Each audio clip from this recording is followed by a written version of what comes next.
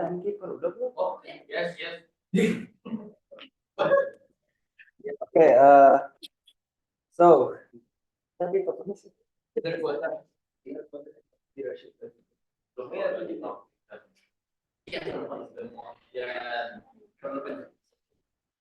okay, so the 15 minutes has elapsed, and I, as a chairperson, will open this debate session on the motion of on the topic of gender quotas in corporate leadership positions. And I invite the first speaker of the government team to speak with 5 minutes speaking time. The floor is yours.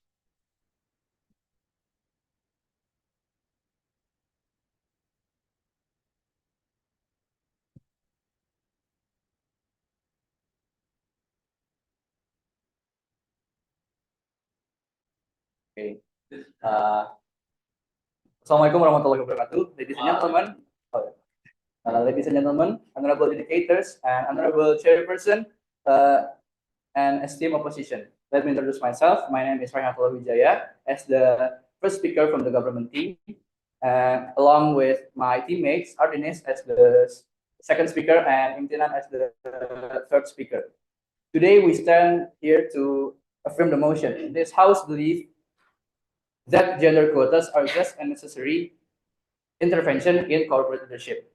We define gender quotas as policies that require a minimum percentage of leadership positions in companies to be filled by women, not as permanent mandates, but as strategic tools to address systemic inequality in corporate leadership.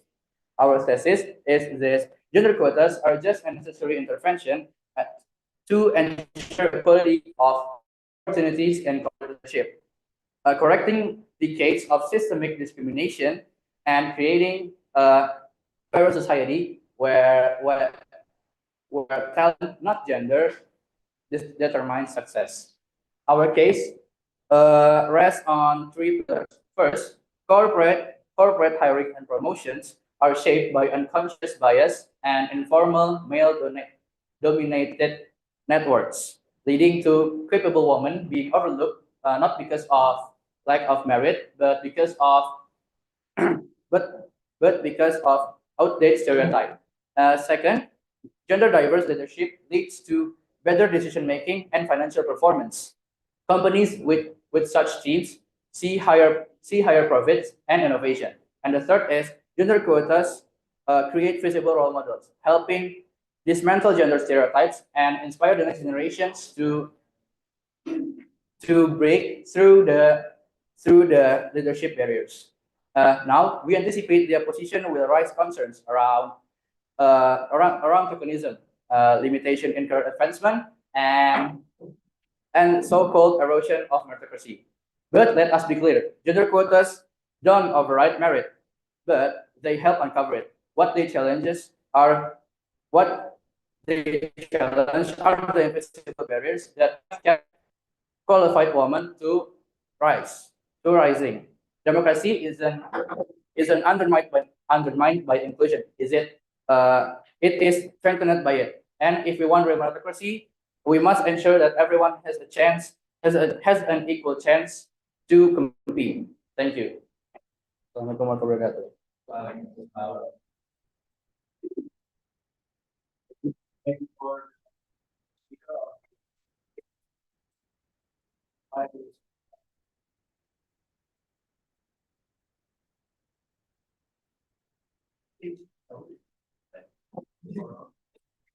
Glory side. Time will start when you start. While gender quotas are a good breakthrough to overcome issues in gender equality, we as the opposition team believe that they're not entirely suitable to be applied in corporate leadership positions. Assalamualaikum warahmatullahi wabarakatuh.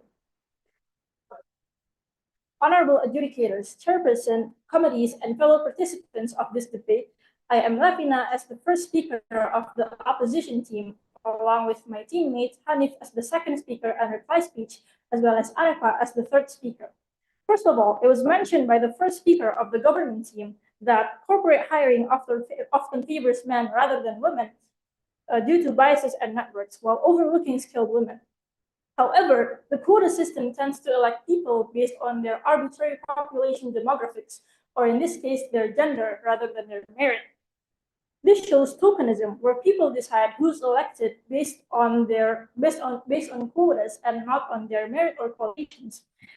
The number of women on the board, but it doesn't ensure that the selected women for the positions are the most qualified people. We're not talking about women only, we're talking about people. Therefore, quotas may impair democracy by electing people based on quantity and not very much on their quality. Second, quotas might just backfire by limiting career advancement. This can be caused by the priority of the election being mostly based on gender and again, not on merit or quality. The quotas could also be exclusively all for men or all for women, which ends up being unequal, thus creating limitations in career advancement. Finally, gender quotas can cause perceived erosion of merit-based selections. Gender quotas can easily be manipulated to fill places for people who are actually capable for that position. While quotas can increase the board diversity, a meta-analysis of 51 studies by the IZA Institute of Labor Economics showed that they do not correlate with improved gender parity or financial equality among high-earning positions or CEO positions. Artificially increasing female representatives risks introducing incapable people for that positions, especially with industries with limited numbers of experienced women executives. For example, Norway's 40% board quota led to an increase in female dictatorship, but also resulted in a small group of women holding multiple boards simultaneously, with one lawyer reportedly serving on 90 boards simultaneously. Such phenomena leads to questions about whether quotas expand opportunities broadly or merely just redistributing them among a small number of people. Thank you. Wassalamualaikum warahmatullahi wabarakatuh.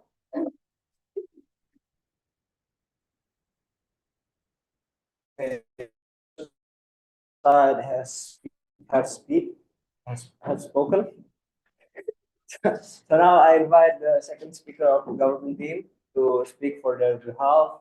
5 minutes speaking time. Wait, 5 minutes speaking time, and the floor is yours.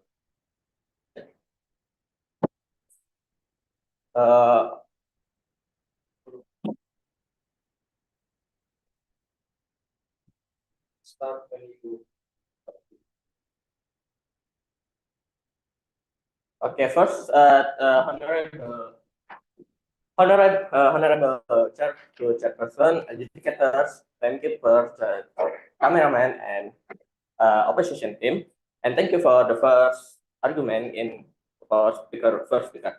As the second speaker at the government, I'm here to strengthen our case that gender quotas are not only fair, but necessary to enter equal opportunity in corporate leadership. A space where women have been historically excluded, not because of a lack of talent, but because of systemic bias. Let's begin with the idea of merit, something the opposition keeps bringing up. They say cost ignore merit, but let me ask this. How can we claim to have merit-based system if it constantly overlooks qualified women? The truth is, bias exists. Leadership qualities are often tied to traits associated with men, informal boys, club, networks, cultural expectation, and hiring managers unconscious biases block women just before they even get to compete. Data from the World Economic Forum in 2024 showed that the gender gap globally has barely move only 0.1% progress in a year. This proves that change is not happening fast enough on its own. Quotas are not about skipping merit. They force companies to look at talent they've ignored for decades. Let's talk about the impact.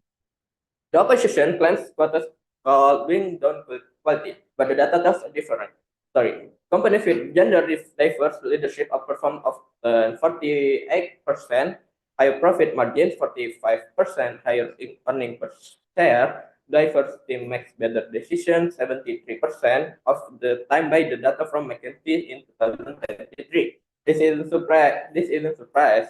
more diverse leadership brings in new perspective, better ideas, and stronger decisions. That is the real effect of quotas, opening the door to real talent that was being blocked by old systems. Yes, there may be a stigma at the first time. Some people may some women are only chosen to fill a post, but study shows that when costs are implemented, the average qualification of elected women actually go up. Over time, quotas normalize women in leadership, change outdated mindsets, and shows young girls that they belong in top roles too. In conclusion, gender quotas that is for too long just people not by their talent, but by their gender. They have built a future where leadership truly belongs to the most qualified, not just the most privileged. Thank you. No, you guys are not allowed to talk. Okay, so second speaker for the opposition team, please come forward. 5 minutes speaking time, same as the others, and the floor is yours.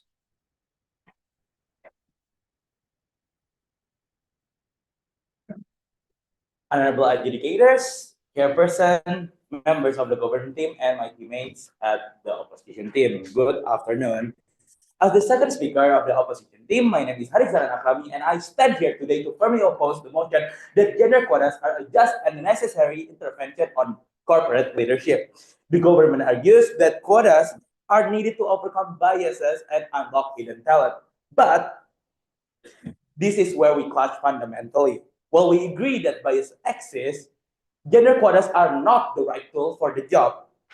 They talk about diverse team leading to better performance that show by McKinsey and other studies, yet we don't deny that diversity leads into benefit.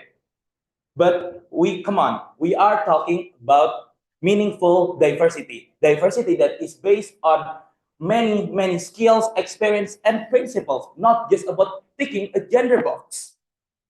Mandating diversity through gender quotas can risk creating a small pool of women that is serving multiple boards simultaneously, just like what Levina described in Norway. Is that truly a broadening? Is that truly broadening opportunity or just concentrating it among a few? That's the question that we are trying to tackle. Now let's elaborate on some of the crucial arguments that my teammate has already introduced. Firstly, on the issue of tokenism and the rise of erosion of merit. The government says quota doesn't override merit, but in practice, they absolutely can lead into decision that is being based on first gender, second qualifications, which is really unfortunate because when a company must fill a certain percentage of their roles with women, they tend to pressure themselves into choosing any qualified woman, not the most qualified person overall. This is not only not fair for equally qualified men, but this is also unfair for the woman that is appointed by gender quotas. Why? Because people will ask whether they are appointed because of their skills or because of their gender. This is really undermine their credibility and the very idea of a merit-based workplace. We want women to reach leadership because of their excellency, because of their talent, not because to fill a number. Finally, regarding the risk of limiting career advancement, while intended to help the woman, quotas can create new barrier. Because why? Once a company hits its quota, talented women will have their chances to get into the company decrease because the immediate need to fill representation has have. Conversely, qualified men can also lose their chance to get the career they want because of the quotas for men in that position is already filled, which is once again really unfortunate.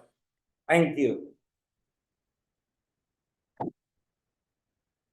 Okay, thank you so much, second speaker of the opposition team. Now I invite the last speaker or the third speaker of the government team to come forward and speak. The floor is yours.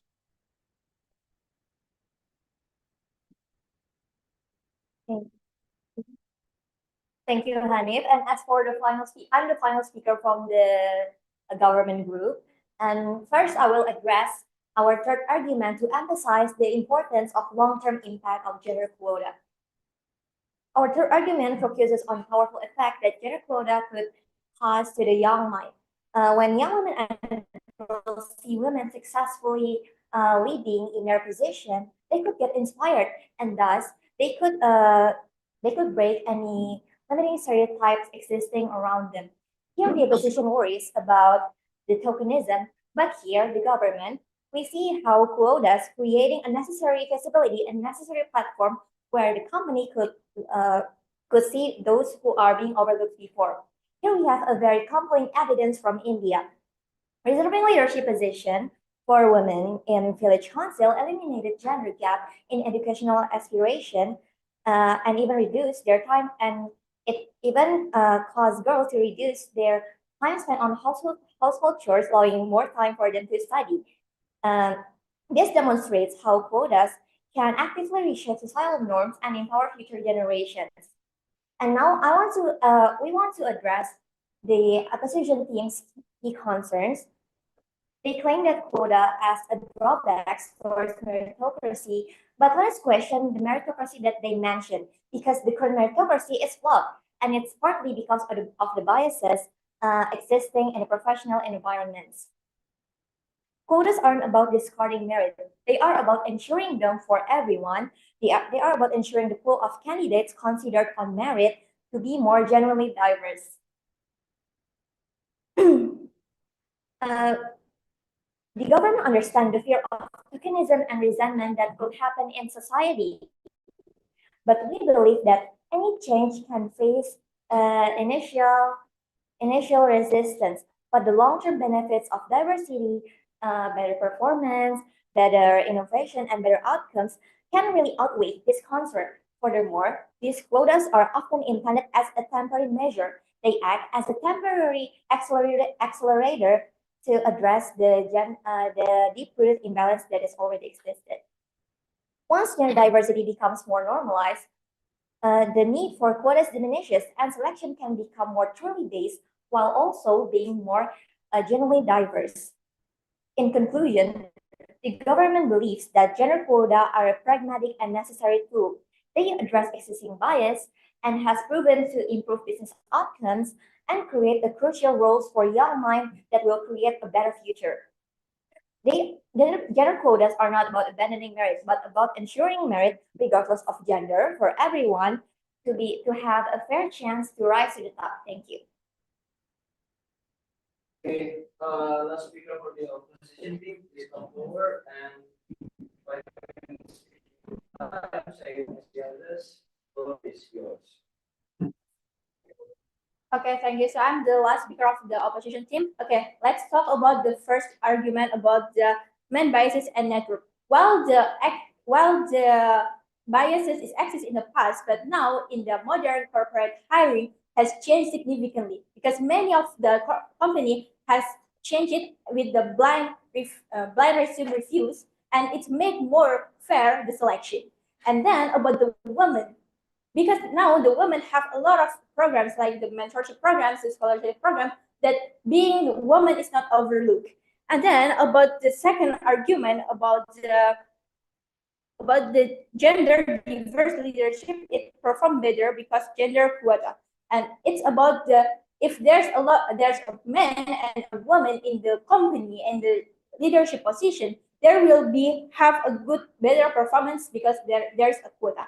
No, that's not totally correct because they have the better performance because of the quality of the people on the company, because they're suitable and from the professionality and their ability. Like for the marketing team or the management team and the strategy team, they have all those suitable professional ability of it. So because of that, it's not about the quota, it's about the quality of people on it.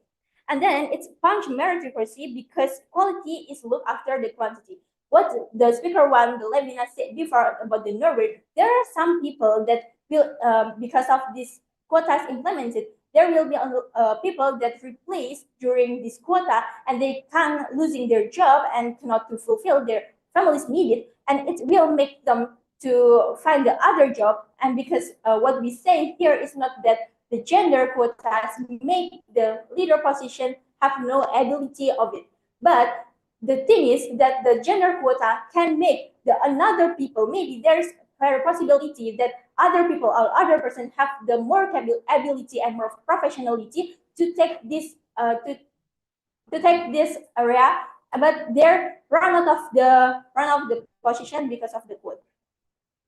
And then the last what the third argument from the government team is about long term that they will inspiring the other young people. So here, the young people, like if there's a woman being in the leadership position or she is being in the higher person good position, but it will be inspiring another women or another people as well. Also, as a woman, I will be inspiring and I will think that, oh, if she can do it, I also can do it, and it's a good thing, and we need to protect it. But also, men can be inspiring another men and other people to make this out. And then, but the new concern is about if there are people that what I said before, there's a people in the leadership position, but it's about the quota. It's not 100% because of their quality. It's there's some person that it's because of their field quota, and it may there's a more or there's a people a person that it may more ability to have this position. And the value we need for our society is gender equality, where everyone has the same opportunities and deserve what deserve, and not losing what something they deserve. And then again, it's about the same opportunities with men and for women without looking and question why are they based on their gender background. Thank you. Okay, thank you for both team and all the speakers that spoken have spoken. And I will now open the floor for only the reply speech for from the government and the opposition side. The opposition side may start first. So please come forward and the floor is yours.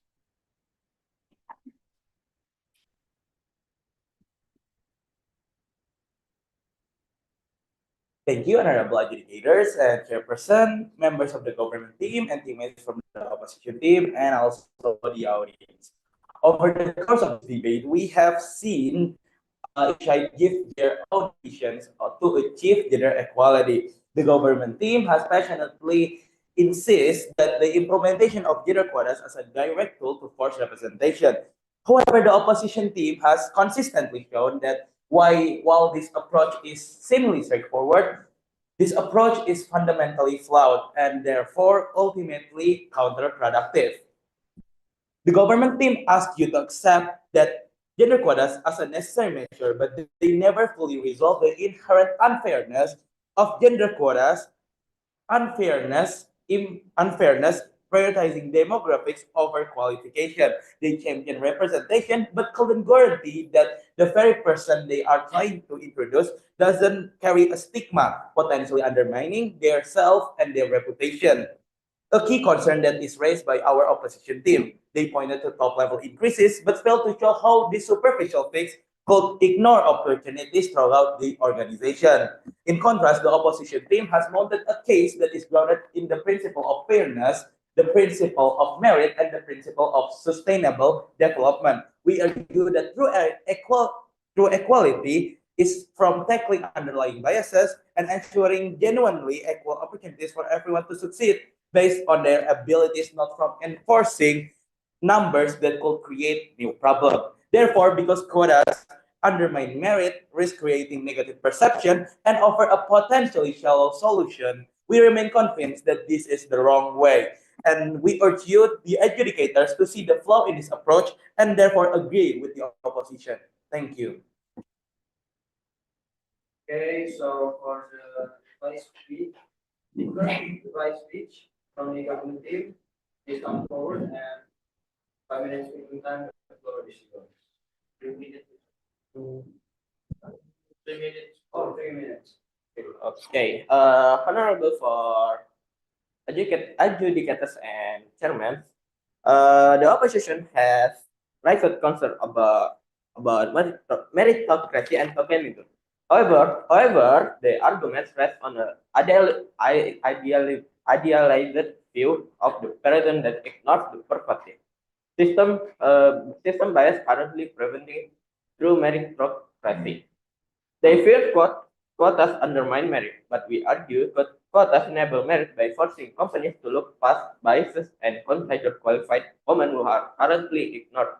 The strong business performance of diverse team proves uh, that tapping into this wider talent pool enhance rather than diminishes quality. The opposition worries about tokenism, but clinging to the status quo allows systemic discrimination to continue unchallenged. Quotas on a necessary, albeit potentially temporary, intervention to kickstart change and create the visible role models needed to inspire future generation. Waiting for gradual change has proven to slow. Quotas are not a perfect solution, but they are powerful tool to dismantle decades of inequality, improve corporate effectiveness, and build a fairer future where leadership truly reflects the talent available in our society. We strongly argue to support motion. Thank you.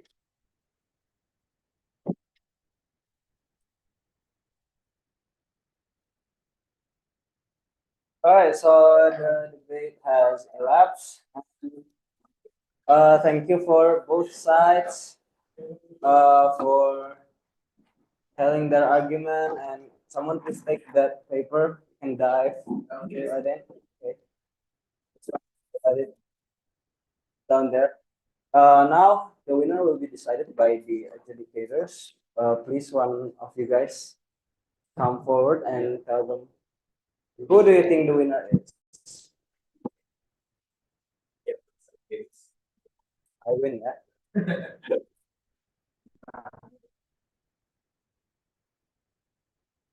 Apa gimana sih? Apa Iya. ngasih waktu gimana? Nah, Oh, nggak usah ya? we don't have everybody, so we have. Yeah.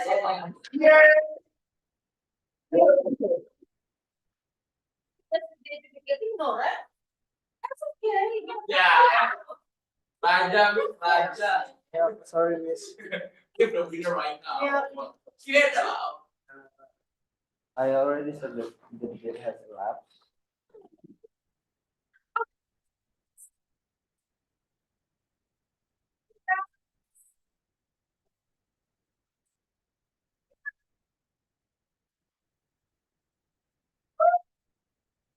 Please leave the Zoom.